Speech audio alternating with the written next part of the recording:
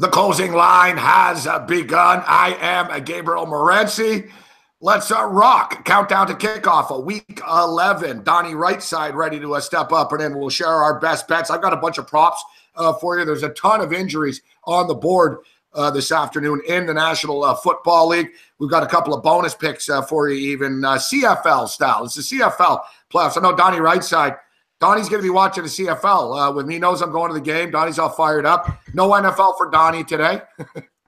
And all kidding aside, I think the CFL actually is available on. I think it might be on one of the ESPN networks. I know they put the Grey Cup on, but all kidding aside, hey, I don't care, man. If it's Philadelphia Eagle green or it's Saskatchewan Rough Rider green, as long as we make some fucking green when it's all said and done.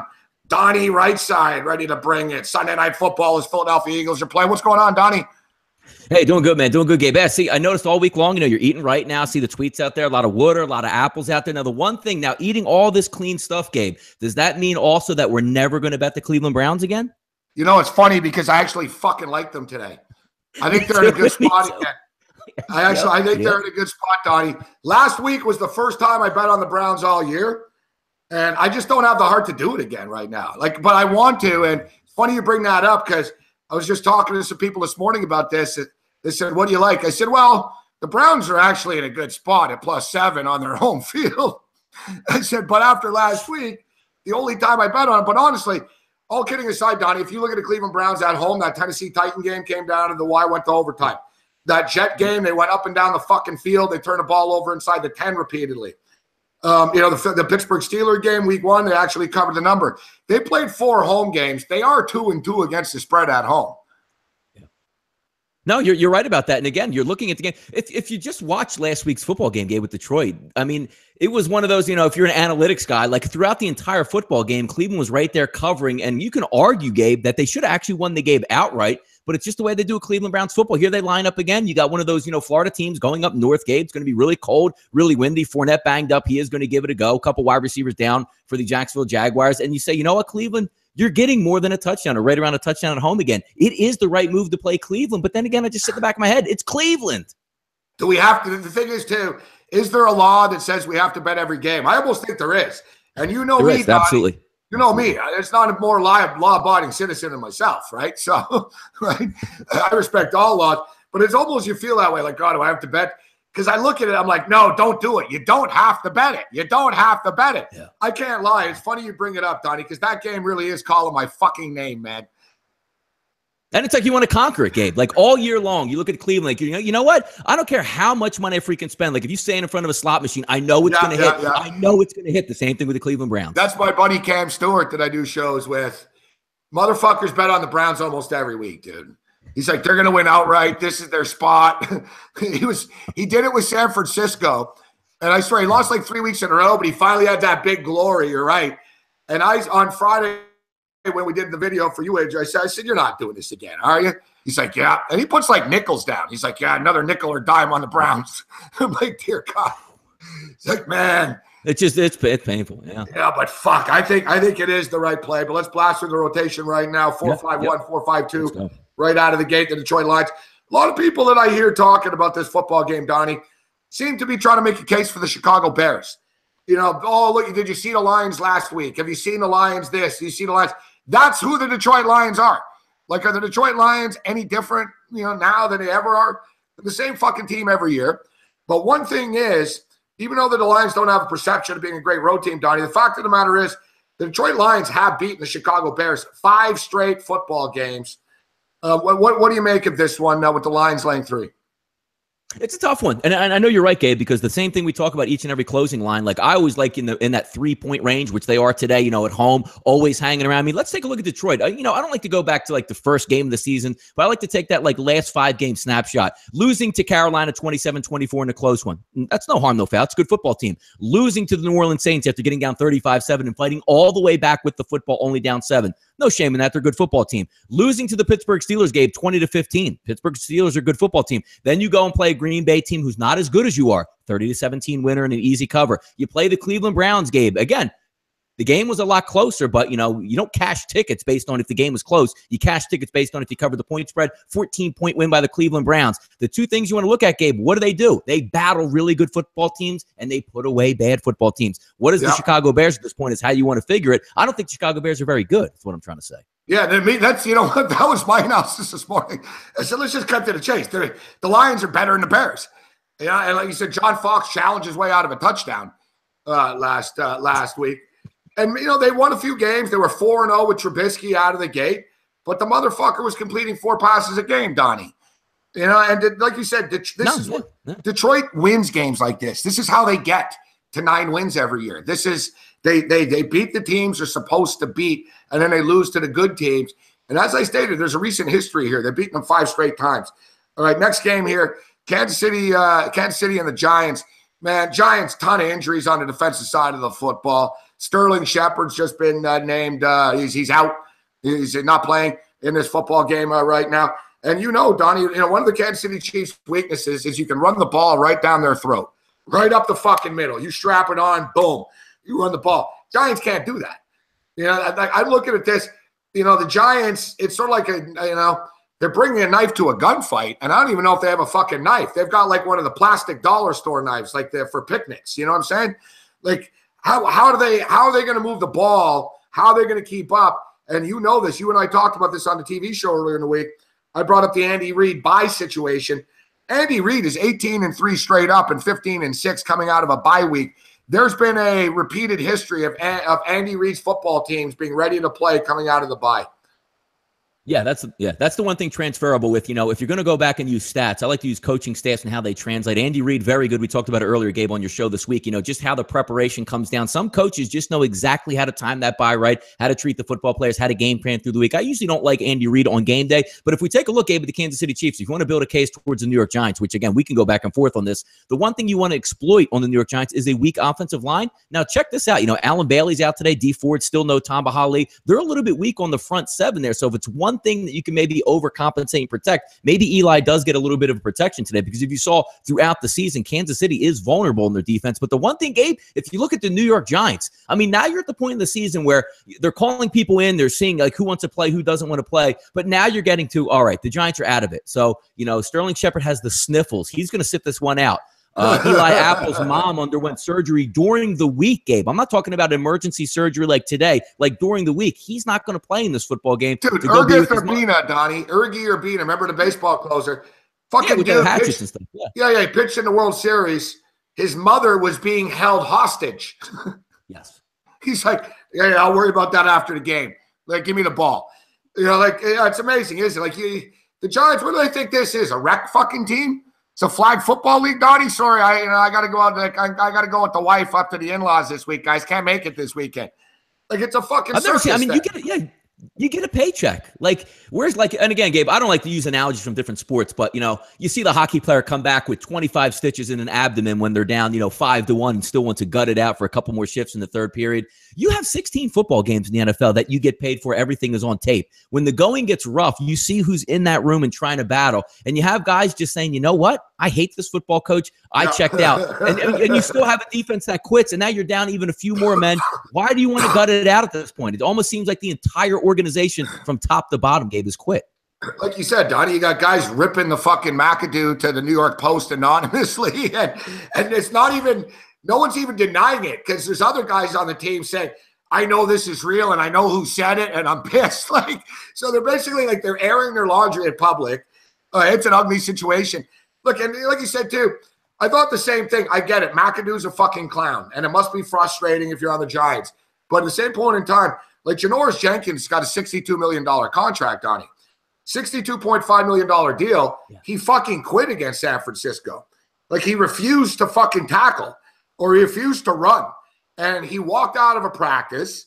And I'm thinking the same thing. I'm like, I get it, but there's a lot of bosses I don't like, Donnie, but I don't walk out of my TV show, right? Because it'd be unprofessional. So, I don't get the lack of professionalism, but it just goes to the lack of respect that they actually have for McAdoo. And I've said this before, guys. Kyle Turley has been on my show a lot over the years. I've become buddies with him. He's told me that at this time of the year in the NFL, there's a saying with NFL players, for who and for what. In other words, who am I fucking playing for and why? What?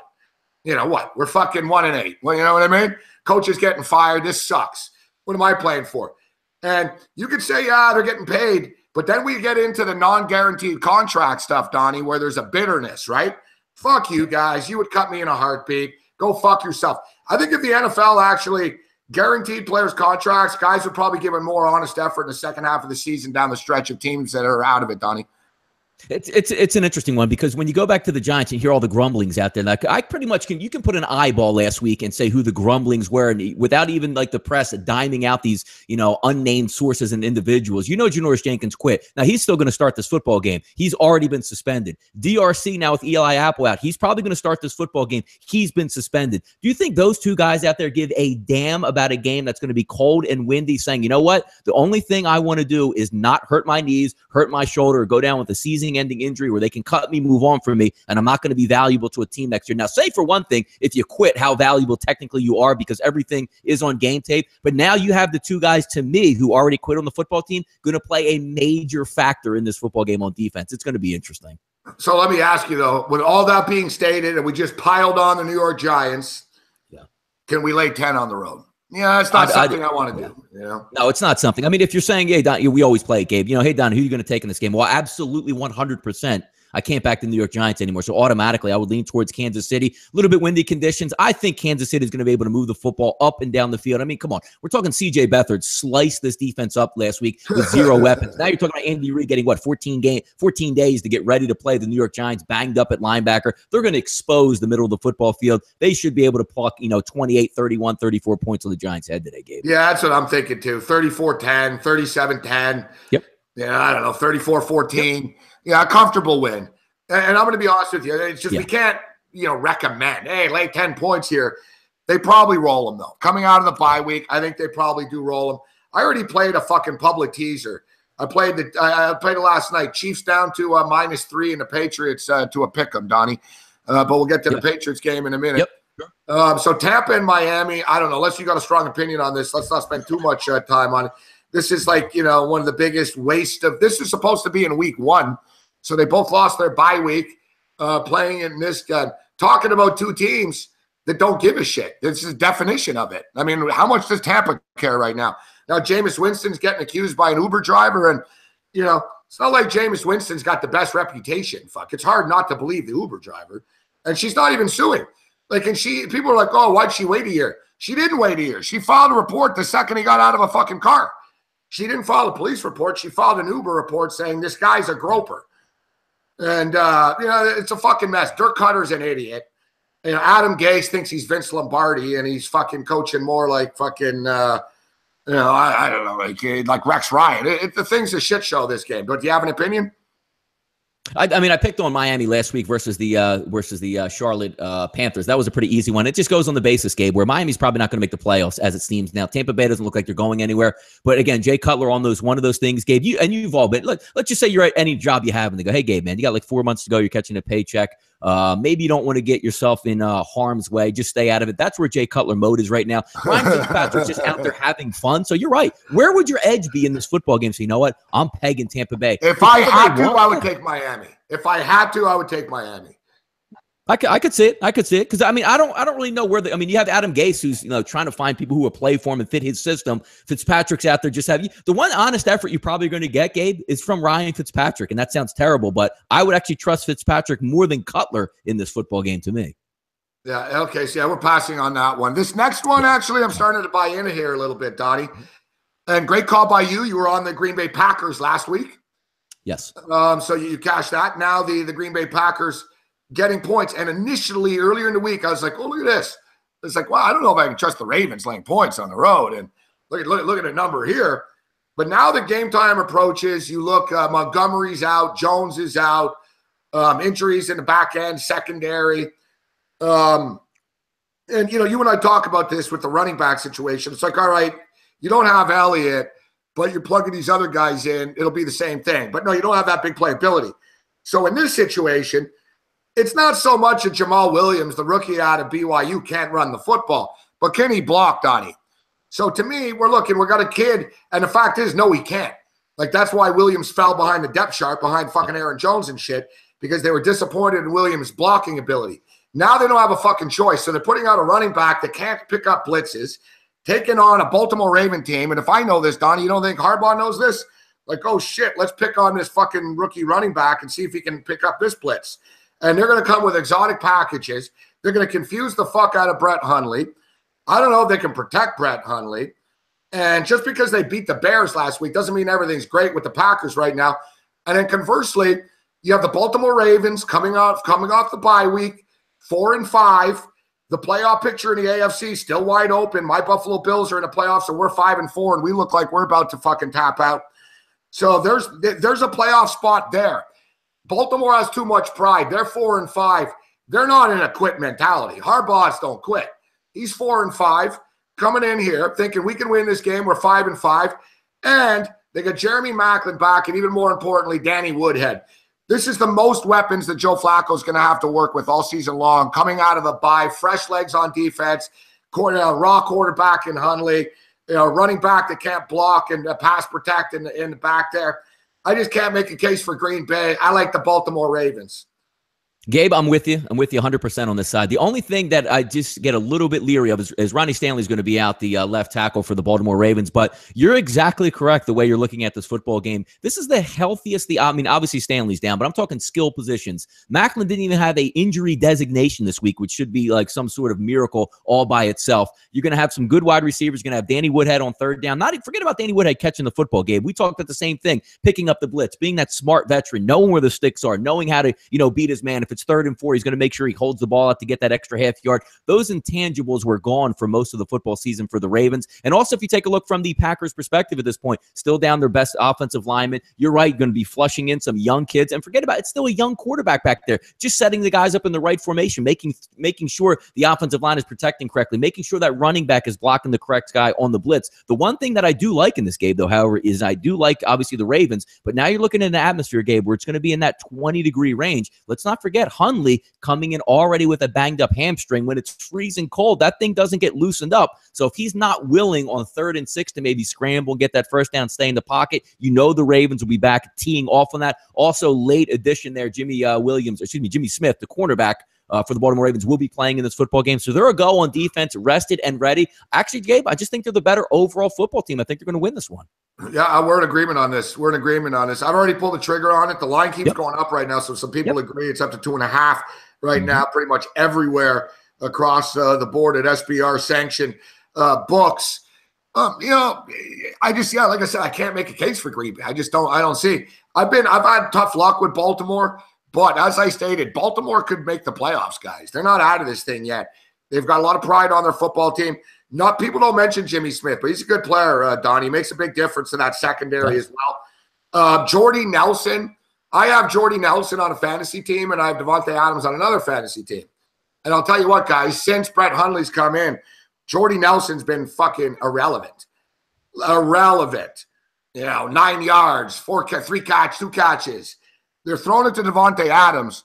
So, they're almost isolating it where he can only throw it to Devontae Adams. And Baltimore's a good defense. They're going to confuse the hell out of Hundley. The more I talk about this, the more I like it. Next game, big line movement here as well, Donnie. All week, the Vikings were 2.5-point favorites. I've seen it drop as low as 1 at some spots, and now it's popping back up at 1.5. A lot of movement on this game.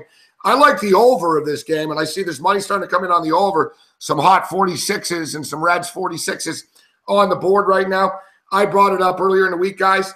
An interesting statistic and a weird statistic, and it's a fact that all 8 teams that have played the Houston Texans this year have lost the following game. All 8. It's 8-0, that trend. And the Rams, of course, played the Texans last week. Coming into Minnesota, this is going to be a fun football game.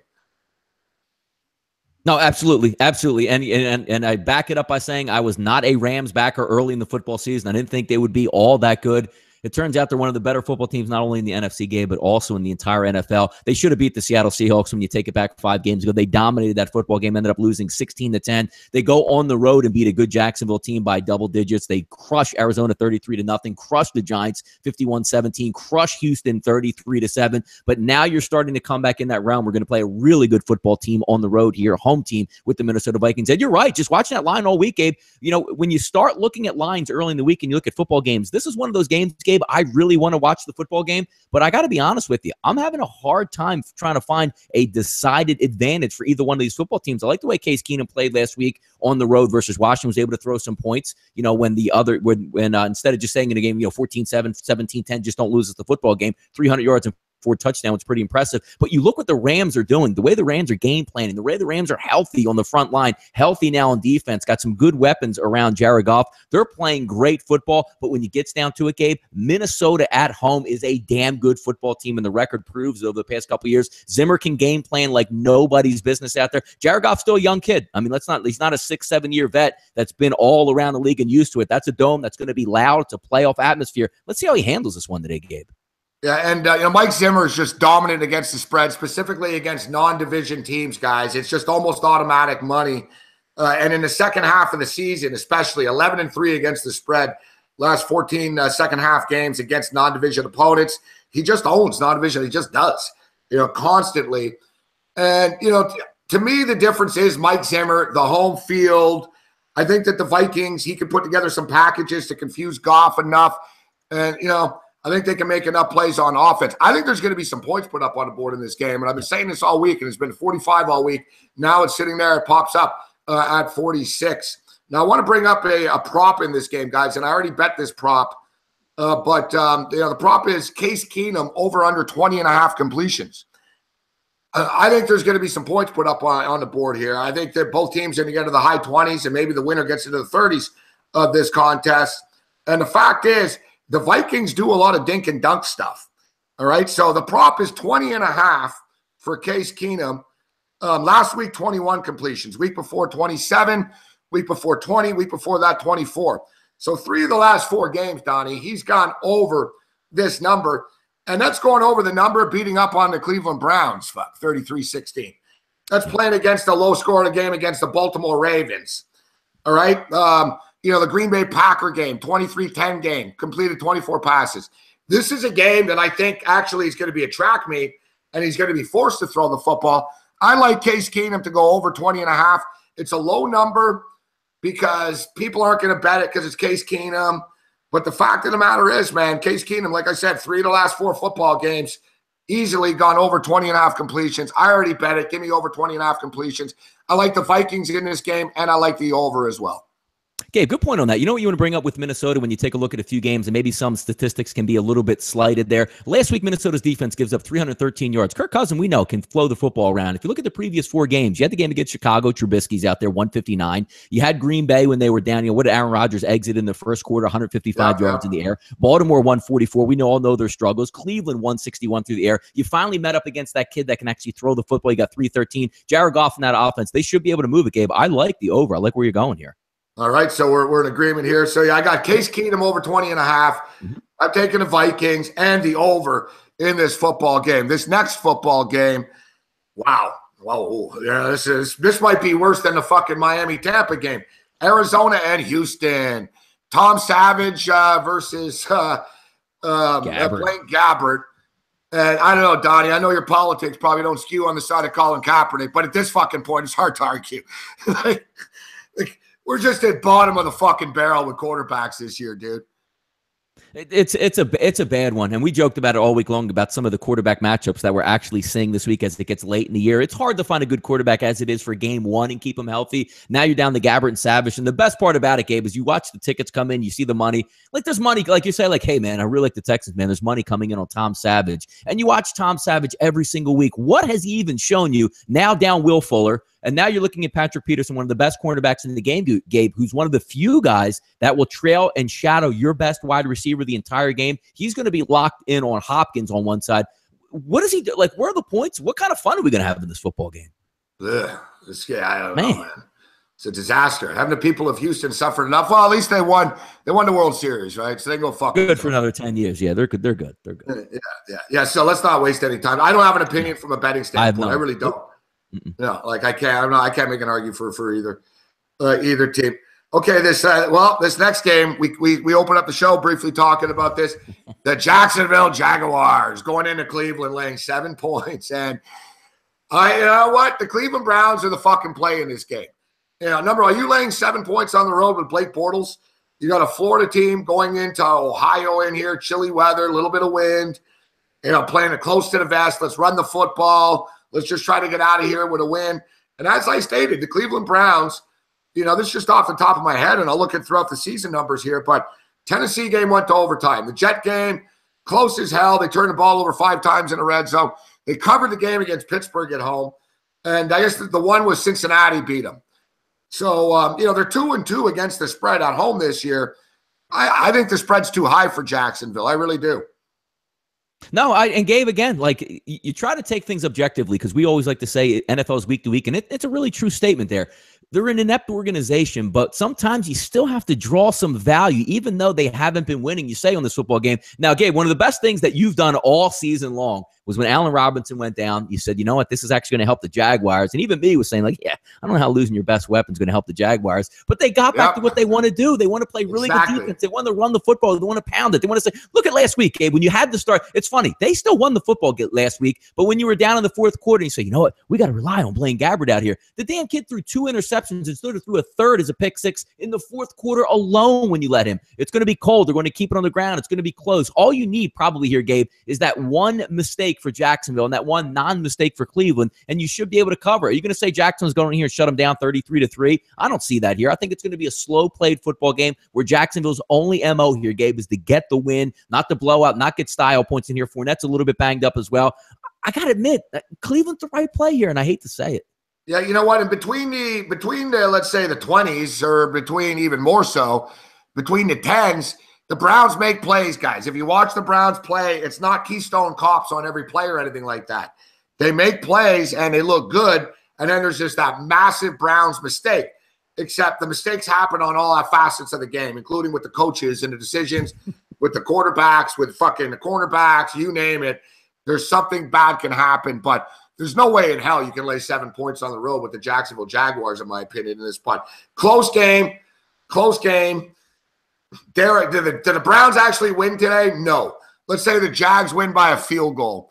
And I'll be honest with you, I don't have the heart to take the Browns +7. I've only bet on the Browns once all year. It was last week getting the fucking 10.5, and I thought I was going to win, and it didn't.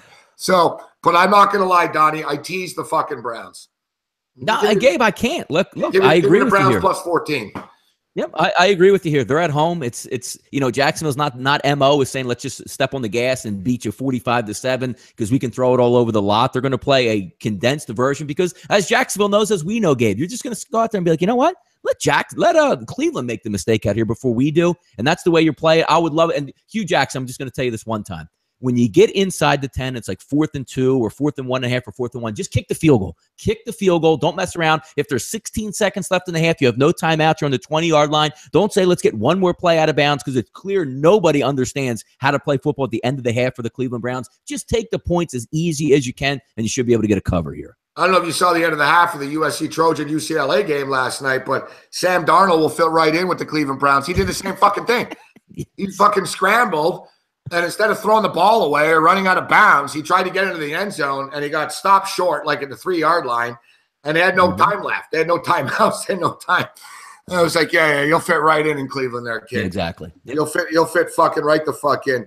Okay, this next game, Washington and New Orleans. This one reminds me of a couple of weeks ago when Washington were getting 9.5 against Seattle. And it was same thing. It was 7, and it just kept climbing. It's up to 9.5. Now, I believe the reason it's up to 9.5 now is because Terrell Pryor is going to be out, and Jordan Reed's going to be out. Well, whatever, man. Vernon Davis has replaced Jordan Reed admirably. And the fact of the matter is, Terrell Pryor out. When was he ever fucking in, Donnie? The guy hasn't done jack shit with this football team since he's gotten there. Mm-hmm. Yep. So I'm not sure what that actually means, like that they're out, to be honest with you. And Dawson's starting to show something now. I've always liked Crowder. You like Crowder. Crowder's a good wide receiver. Mm-hmm. And to me, this is a letdown. Everyone's pounding the Saints. Oh, they've won 7 in a row. They put 47 up on the board last week. You know, you and I talk about it. You like these teams, man, that you know they're just going to keep on pitching and pitching and pitching to the fucking final whistle. And that's the Redskins coming into this game. I think the number's a little too high. I like the underdog in this game.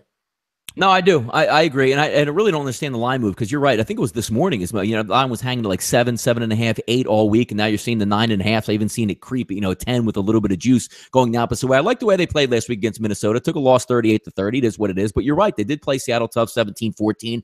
It's not a all-out, blitzkrieg on their offensive line anymore. Sheriff's going to play in this football game. Luvalo's going to play on this football game. You are going to lose Spencer Long and a couple other guys banged up, but not as bad as it was in the prior couple weeks. And again, Jamison Crowder's going to step up. They've been trying to get Doxson more. Pryor has been insignificant, Gabe, for other than like the first 1 or 2 weeks where they're throwing the football. It seems like they banished him to the back of the line. He doesn't even play at all in football games or has any impact whatsoever. So I don't look at that. As long as you give me a healthy Jamison Crowder, give me a healthy Doxson, they can move in and out. And the football team, you're right, Gabe. Kirk Cousins, say what you want. He can step up in big spots. Is he going to beat a team in big spots? Well, I mean, you go back and look at the Seattle Seahawks game. He can win that lower scoring game, and he can also throw it around. We don't talk about covering the 8.5 or the 9 in the first half of the football game. It's if you're down, 16, 17 points in the fourth quarter, getting those meaningless points. The Washington Redskins can certainly do that. I'll lean on taking the points here as well with you, Gabe. Over under is up to 53 right now at some spots, 52.5. I've been thinking over all week on this football game, and I'm not going to back out now. I still think there'll be some points here. The thing is, listen, the New Orleans Saints run the ball now. And it takes longer. They have more prolonged drives. Drew Brees' stats aren't what they used to be suddenly, but it's amazing they're winning football games suddenly. So I think Drew Brees is more than comfortable with this. But this game just has a feel of a game that's going to open up. The only thing is, Donnie, and I've never met an over I didn't like before in a dome in a game like this. 53 is not. That's a lot of points. You know what I mean? It's not. A Saints drive and then a missed field goal or a fumble here or there, and then you're on the outside looking in. I'm not loving the over as much as I did anymore. I still lean to the over, but I'm not in love with it.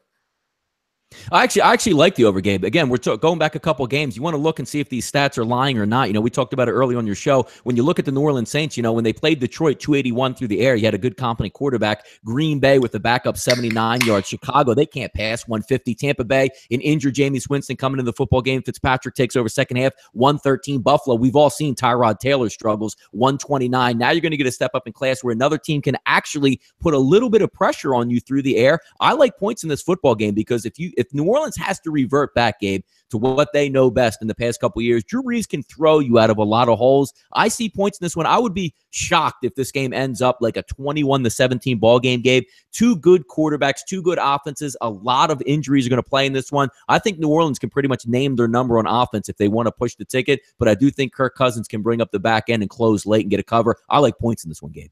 Yeah, I know. I've been saying it's going up. I just wish I would have pulled the trigger earlier in the week at 51. Yeah. So normally I don't. I haven't drank actually. I drank when I was at that Bills-Jets game a couple of weeks ago. But I've been keeping it easy. And Donnie, I'm living a healthier lifestyle now, right? Fruits, apples, nuts. Yeah. You might get a shock to your system today. You might revert back. It might not be good. Might be actually really good for TV though. Yeah, I don't know. Like exactly. It's kind of. I know. I've been on this health kick for a week. I'm going to a football game. It's fucking cold as fuck outside here, so I got to have a couple of drinks. A little early, but I just cracked the first one. Here it is, Donnie. I don't know you're a vodka. You like some vodka? I do. I like flavored vodka. Hey, you know me, right? Soda. You know me. So it tastes just like cream soda, except it's got a little punch. I say a little punch, fucking 7%. Is that only Canadian? Like, is that available in the States, or can you only get that in Canada? Yeah, this isn't a. Yeah, it's not a. I assume that there's a fucking version of this in the States, but this is a Canadian product. Yeah, the Pop Shop is a Canadian company. All right, let me just have a quick sip here of. Absolutely. Yeah, we're CFL football day today, guys, and I like the Riders on the money line. The Riders are going to win this game outright. What time's that game kick off, Gabe? Is that a normal game? Is that like a 1 o'clock start like you would have in the NFL? Exactly. Yeah. You'll know all these players, Donnie, in the game today. Remember Deron Carter? Who we got starting today? Remember Deron Carter, the wide receiver? Oh yeah, sure. Yeah. He like the guy who likes to fight the sidelines and run over coaches. That's my man. Exactly. You see, everyone knows him. Exactly. He was on the Colts. Remember Naaman Roosevelt, wide receiver with the Buffalo Bulls and on the Buffalo Bills. Naaman Roosevelt. Yes, absolutely. He's I don't know if you've ever heard of a guy named Trent Richardson. I'm joking, but Trent Richardson's on the Riders. Kevin Glenn, Texas A&M's the quarterback. Toronto Argonauts. Mark Trestman's the coach of the Toronto Argonauts, former Bears coach. Yep. CFL's a good league, Donnie. It doesn't fuck around. It's a good product. I like the rules. It's different too. Excuse me, but I'm going to the game, but I like Saskatchewan, so I'm not a homer. It's in Toronto, the game. I think the Rough Riders are going to beat them. It's like a lot of leagues. The West is better than the East in the CFL. Like the West won 90% of the head-to-head matchups. Saskatchewan played Toronto twice this year and beat them both times. Take the Riders. And we'll find out what channel it's on in the States here while we load up this next game. So it's my Buffalo Bills, Donnie, getting 7 points against the Chargers. And I knew the spread was going to go up to 7. And here we are right now. So Phillip Rivers is a go. He's going to play. Nate Peterman starts. To me, the point spread's too high. And I did some research on this one, Donnie, because I'm a professional. Did some research on this as far as the Chargers. And just off the top of our heads, we always talk about this. Lion games are close. Chargers games always close. Well, the Chargers have played 9 games this year, guys. 7 of the 9 games have been decided by 5 points or less.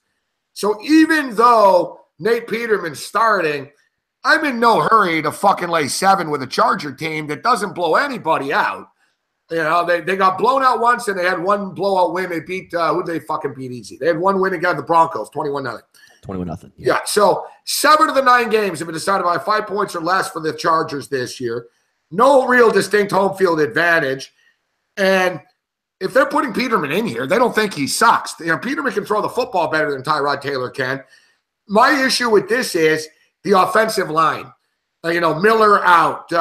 You go down, Cordy Glenn out, Miller out, Mike Tolbert out, fullback extraordinaire out, taking on Ingram and Bosa and that 29 sacks that the Chargers bring to the table.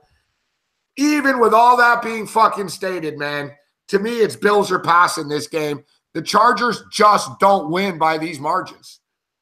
Yeah, it's funny, Gabe. I jumped this line earlier, and sometimes you have to take a little bit of a leap of faith. The day that it comes out where Tyrod Taylor is going to be benched, already I'm looking at the game. But at that time, you see the concussion protocol that Phillip Rivers enters into, so the line's not coming out really. They think he might pass, so BetOnline posted the 4. I took the -4 for the Chargers in that game, which is at 7. I agree, 7's too high. I wouldn't want to take anywhere near Phillip Rivers' game at 7, but I think they are going to win that game, somewhere around that 7 or less range. Winning by double digits, kind of hard to back for the Chargers, even though I do think they possibly could. The only thing that's going to be a little bit nerve-wracking, Gabe, if you're betting from a Buffalo perspective, is it's funny. Like when you look on the outside, like Tyrod Taylor, not the greatest quarterback, but he did have, a lot of friends in that locker room. What I mean by that is people that stand by him, like him, think he's a good football player, knows that he, whether or not the results come in, but he knows he puts it out there. It's one of those things where you say, Coach, we're headed towards the playoffs. If the season ended now, we're in the playoffs. Yeah. Why are you going for a look-see for a rookie quarterback? This is a 3-6 Charger team. We're not going and playing, an 8-1 or 9-1 or an unbeaten team where you're just saying, you know what, we're not going to be able to get back into this. You're right on the verge of making the playoffs, and you take your veteran out and sit him down, which I know doesn't sit well with a lot of people. And you're right, looking at it from the Chargers' perspective, they're going to be able to get after the pass rush today. Denzel Perryman came back last week a little bit rusty, but did show some flashes. He gets another week in there. That team's going to be rested and ready to play football. I just don't know where Buffalo's mindset's going to be, where let's just say you're in the first quarter, Peterman throws that early interception. Is everybody turning around, looking around, going, hey, Coach, why is this guy even in here? And is Tyrod Taylor even motivated to get back in here and play? It's an interesting one, but I leaned early and took the Chargers at the 4. At 7, a little bit different, but I don't know if the Bills can actually win this football game, Gabe. Yeah, it was interesting. Rex Ryan, who, doesn't say a lot of great stuff, but Rex Ryan, when I saw he was talking this morning about the Tyrod, I was like, well, he did coach him. And Rex basically stated that he always liked them, and at the Bills, it's management. And it's true. And I brought this up. Was it Tyrod Taylor's fault that the Bills gave up 289 yards on the ground? Is it Tyrod Taylor's fault that they traded Marcel Darius when they had a good fucking player there? Is it his fault? Do you go down the list that they got rid of Sammy Watkins? Is it his fault that they gave up 190 yards rushing to the Jets? there's all these things that the Bills have wrong with it, but it's always been the Bills' way to blame the quarterback. You know, E.J. Manuel wasn't good, but it wasn't all E.J. Manuel's fault. And I respect Charles Woodson. Like I said, I saw the panel this morning, and Woodson said the same thing. He's like, it's ridiculous that they're taking him out. They're in the playoffs, and it's not all his fault. He goes, they haven't played well as a team in 2 weeks, yet he gets the blame. And then Rex Ryan came in and said, guys, I was there. And he goes, I know firsthand. He goes, they don't like him. And Rex Ryan basically stayed upstairs. He goes, every time, he goes, they always wanted to pull him when I was there. And it goes to show, you know, it was interesting sort of pulling the curtain back between actually how little control the coaches actually have at times, Donnie, as far as who their players are going to be. You know, like Rex Ryan doesn't have a choice. Like, you know, and even like McDermott did have a choice because he's buddies with Bean. So they're a joint deal here. And for the record, the Bills GM was at the UCLA-USC game last night. But a lot of times, like players don't have – the coaches don't have control of this. So oftentimes the coach can tell the players, listen, you know, I didn't fucking do this. I know this is whacked, but we got to go out there and do this. This is a little different because everyone in the room knows McDermott did this. And it's interesting, like Rex Ryan brought up, he goes, well, right now, if you're fucking McCoy or you're incognito and you're a vet, you're thinking, am I next? Am I the next guy they're just going to make the scapegoat out of? And it creates a weird dynamic in the room. But like you said, Don, I don't know, Peterman comes out and throws a ball on a fucking dime for a touchdown. Everyone's going to be fucked. Twitter's going to blow up. He fucking throws an interception on his first pass. Twitter's going to blow up. I guess time will tell. Yeah, no, when you look at the Bills, like, isn't this the game that you would actually want Tyrod Taylor in? I mean, the MO of the Chargers is to play a close football game, so I would want a veteran back there. But if your offensive line is banged up and the other team has really, really good pass rushers, you're going to put let's say a freshman, a rookie quarterback that maybe doesn't have all the pass scheming down, maybe doesn't have the speed of play down. You know, maybe somebody, you know, a blitzer's coming off the right side. He just doesn't recognize it where maybe Tyrod Taylor could recognize it and check to a different play. It's a really interesting spot. And again, Gabe, it all gets back to, look, you're in the playoffs if it ended today. Why are we pulling the plug so early? I mean, I get that you're not going to win the Super Bowl. I understand that. But there's something to be said about you never know what happens in the NFL. If you get in the tournament, let's see if we can get hot. And it doesn't look like they're going to allow that, Gabe. I think another dynamic here that we should bring up, too, Anthony Lynn, of course, Chargers head coach, was with Buffalo, right? Buffalo Bills head coach for a game. And running back coach. Motherfucker. Yeah, a little added incentive there because I know he was the interim head coach, and so a lot of people figured he was going to get that job, and maybe a little animosity there. But I know it's the NFL and the pros, and most of these guys don't give a damn about who the coach was, but maybe a little bit of added stuff. Yeah, who knows? Animosity. He's motherfucking lucky he's the head coach in the league, man. The guy was a running back coach last year. You know, it was one of those guys riding that tidal wave where all of a sudden everybody wanted Anthony Lynn. You sit back and go, why? Yeah. I tell you, the Bills are a weird team, right? You think they're going to win, they don't. Like I think they could surprise us today, Donnie. And another thing, okay, we can look at the Bills' perspective, but let's look at the Chargers. Does Phillip Rivers blow anybody out, Donnie? No, they don't. No. And I agree with Drusilla in the chat. You know what it's going to be? They're going to hand the fucking football off to Melvin Gordon a million times because everybody fucking sees. Look, the Bills can't stop the run now. You know, the Jets ran for 169, I think it was exactly. 170, 269, whatever it was. Last week, 289. You know, they're going to look at the tape and they're going to go, look, let's just run the fucking ball on these guys. And we got Melvin Gordon, so let's run the ball. So I think they're going to run the ball. And then conversely, if you're the Bills, I got to believe Sean McCoy is going to get some touches today. But, guys, I don't know how many of you have seen Peterman play before. I know Donnie has. You remember that game against Clemson, Donnie? Like, Peterman is a decent quarterback, so maybe he's going to surprise us today. Yeah, he's one of the better turnarounds, actually, in college football. I mean, he had a really good offensive coordinator in college that worked to his strengths, and they moved the football quite a bit. I remember betting a game on him, Gabe, where I wanted to choke him out when he was the Tennessee quarterback heading down to Florida, getting 17 points. I actually covered the line, but it's one of those interesting games that you remember him younger in his career and actually how he improved. And, Pittsburgh did him, a real service. They're getting him a real offensive coordinator to showcase what he can do. I'm just going to be interested to see how he plays that. You're right. It's a good thing that it's on the road and it's at the Chargers, not like going into Denver or Oakland where you might have, some, I can't hear in here, coach. I can't hear the checkdowns. You're going to be able to hear fine in this environment. Yeah. You know what? I would tease the Buffalo Bills up to plus 14. But as I stated, guys, we can't spend the entire time on each game. But like I said, the Chargers have played 9 games this year. 7 of them have been decided by 5 points or less either way. So for what it's worth, put that in your pipe and think about that. Dilly. All right. All right, best bets. Guys, if you haven't figured out, we're going in order of the rotation now, man. Get to it, Gabe. Hey, Gabe, did we talk about Detroit, Chicago yet? Yeah, I like that. Yeah, we did. Okay. Next game in the rotation, and people are jonesing to get the New England Patriot game, but we will in a second. This next game, I've talked myself into this one as well, surprisingly enough. And at first, I looked at it, I'm like, man, this is an ugly game between useless teams. But between the Bengals and the Broncos, Donnie, who has more character? If you want to say, there's 2 things. The team that I think has, like, if you're saying quit character, that would be the Denver Broncos quit character. I'm saying class, character. Denver. Denver is an organization as a whole. Yeah. Do you want Von Miller or do you want Vontaze Perfect? You know what I mean? Do you want C.J. Anderson or do you want fucking a dude from Oklahoma that's going to punch a chick in the mouth and mix it? Yeah. Right? Like, let's go down the list here.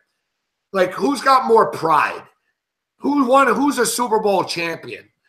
Like, who's fucking been humiliated and fucking hates it as opposed to accepting and getting kicked out of games every week? And whose GM, Gabe, is actually turning up the fire now in the media, which is John Elway. Yeah. Yep. And listen, the Denver Broncos have been a fucking train wreck. And turning up the fire, you should light a fire under your own ass, Elway. You're the one who gave fucking the coach this shitty quarterback situation. But, let's be real here, man. The Denver Broncos had to go in and take on your Eagles. They didn't have a hope in hell, fuck. They played the New England Patriots. They played the Kansas City Chiefs the last 3 weeks. They played the Chiefs, the Patriots, and the Eagles. They played 3 of the fucking top 4 teams in the NFL as far as Super Bowl favorites are concerned, Donnie. Now they're getting a similar 3-6 football team that, come on, it's a fucking circus now.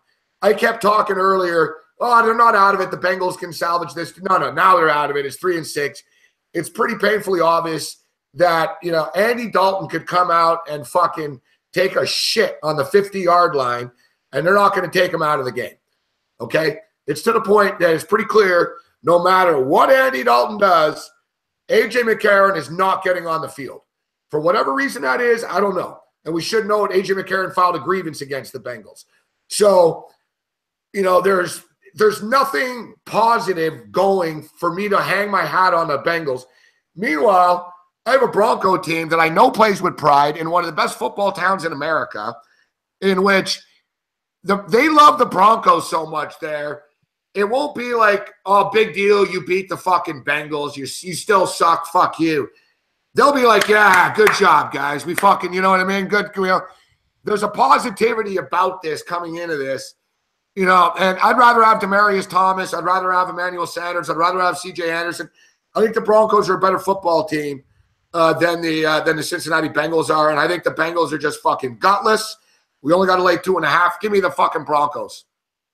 Yeah, no, I tend to agree with you. If you're going to lean on a team, I mean, we've seen Cincinnati, and Gabe, let's just play out the MO of this football game. If Denver actually comes to play on defense and, is motivated somewhat, they have the factors to slow. I mean, not to say you can't stop A.J. Green, but they have the combinations to slow down A.J. Green. Then you're going to say lean in on Andy Dalton. We know in the second half comes, Vontaze Burfict's going to get a couple personal fouls. Pac-Man Jones will do something ridiculous. They'll fumble a ball. There'll be numerous tip balls for Dalton. It's almost like the Bengals, you're waiting for bad things to happen. Can Denver rise up, though? I mean, they look awful the past 5 weeks. This is a defense that's much, much better than what they're actually showing on the football field. They're at home. Denver usually is a tougher place to play, and you're right. I mean, New England came in there and slaughtered them. New England's going to slaughter a lot of football teams as they get going down the stretch. If I had to do anything, I would lean towards Denver in this spot. I don't like the football game at all, but you're right. When you back, the Cincinnati Bengals in a game where they're not getting 7 points, so they expect them to win the football game, I can't back them. They're going to do something dumb to lose the football game.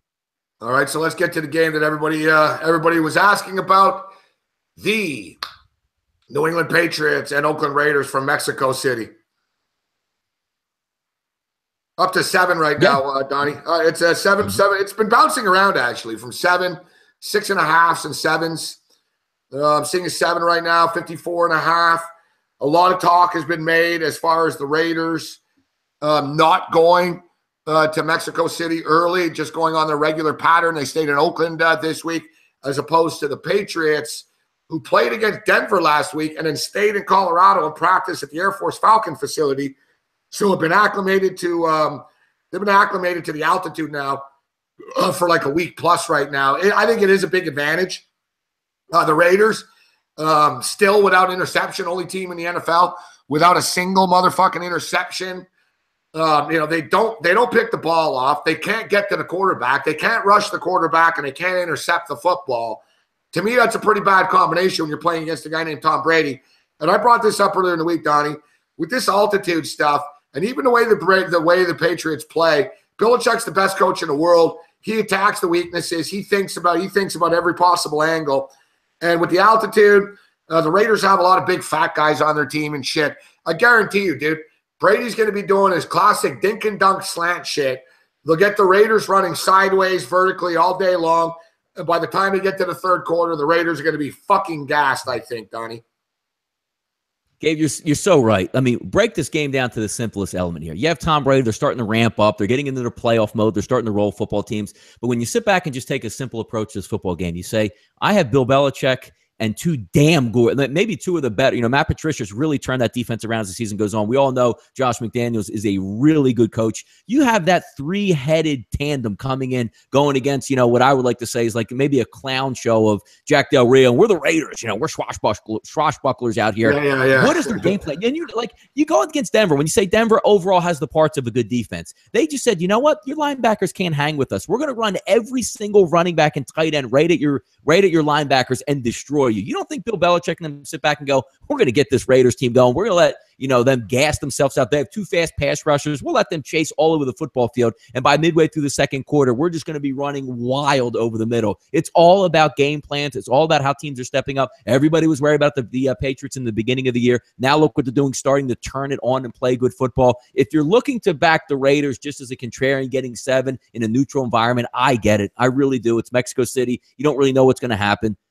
But when you're betting against the football team, I don't want to bet against anything that has to do with the New England Patriots right now, Gabe. I agree. I think, and I got a good prop here. It's a little high.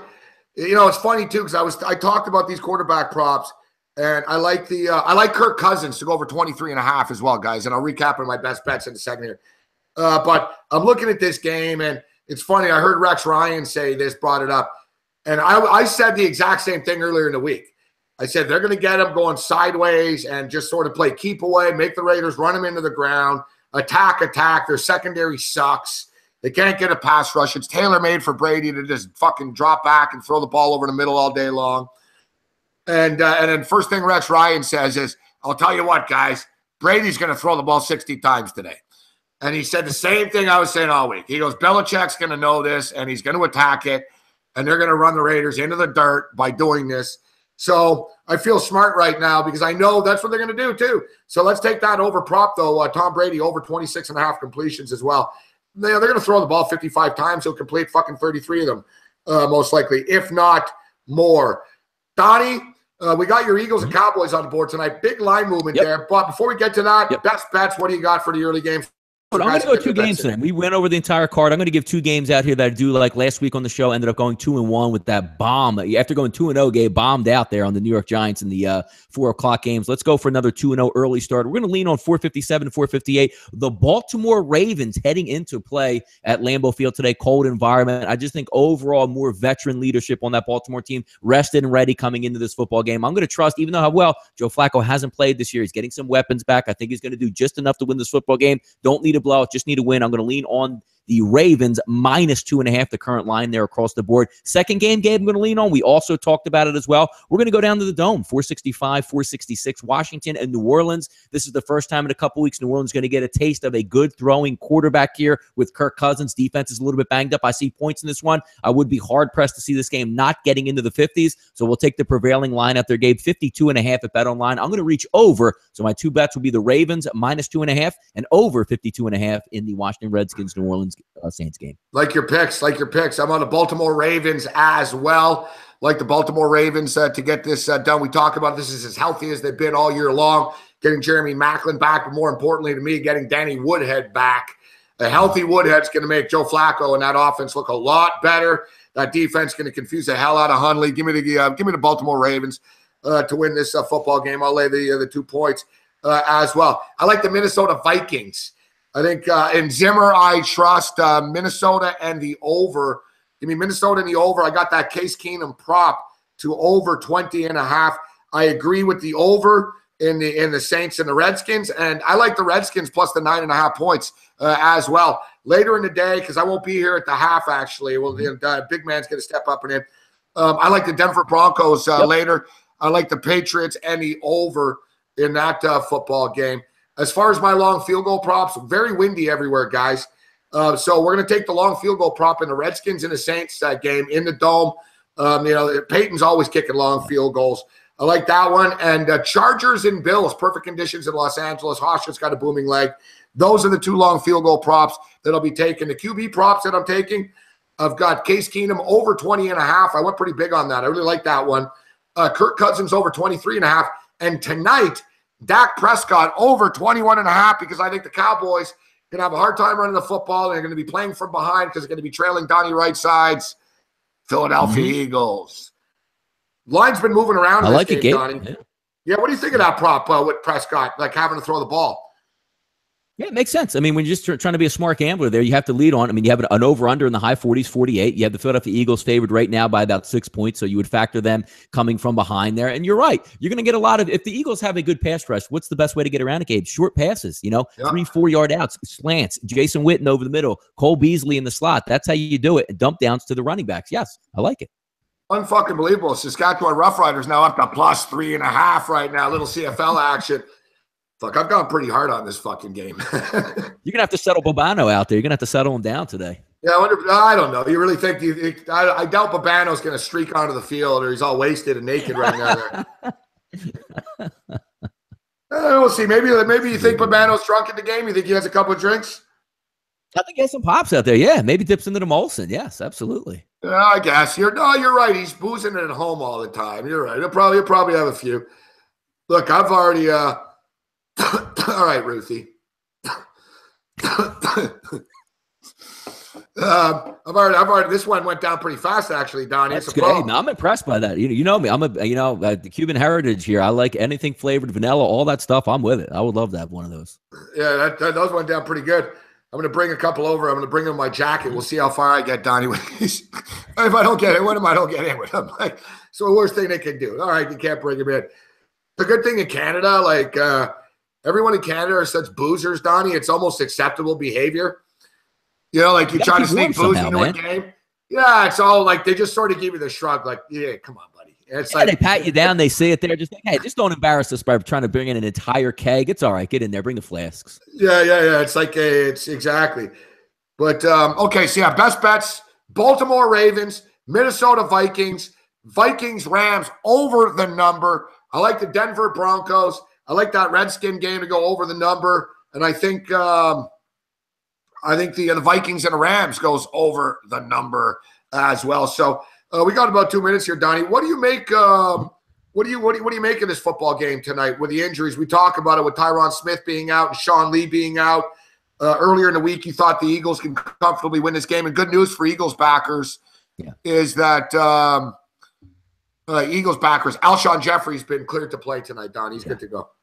No, that's a big one there. Yeah, you're looking at a game where these two teams are similar in fact. I mean, they know each other. Don't get me wrong. There's a lot of talent on the Dallas Cowboys, but you can't enter into the football game and you say you're going to be without like 3 of your 4 most important players. I know Dez Bryant's a big name weapon, but he's a wide receiver. You can't be without Tyron Smith. You can't be without Ezekiel Elliott. You can't be without Sean Lee. All 3 of those are out in this football game. And again, the NFL sets it up where the Eagles are coming off a bye in this football game, rested and ready, and know what's ahead on the schedule. You know Dallas is going to put up an extreme fight tonight, but I just think they don't have enough bullets. You saw it last week. They're just getting exposed out there. The Atlanta Falcons, who I don't even think are even as good a football team overall as the Philadelphia Eagles. Dallas just moving the football and trying to get ahead in this football game is going to be a chore. I have the Eagles by 7 in this game, Gabe. I like the over. I like the over in this game. I think the Eagles score in the 30s every week. I mean, you could say, hey, good defense or slow it down. Look what the Eagles have been doing lately. And then you're getting Jay Ajayi in a prominent role tonight. That's another added weapon. Let's say 34-24 Eagles. Yeah, I could see it. Sure. 30, higher scoring game. Game goes over the number. Yep. But as long as I'm not in the drunk tank and nothing bad happens, I'll be with Big Man on campus tonight, but Big Man will join Donnie at the half. But I'll see you guys tonight. We might be from a sports bar. We might be here. I might be passed out. Who fucking knows? Babano's going to be around as well. So may the winners be yours, guys. Always a pleasure, Donnie. Awesome. Thanks, Gabe. Fun time. May the winners be yours, guys. Donnie and Big Man at the half. I'll see you guys tonight. May the winners be yours later.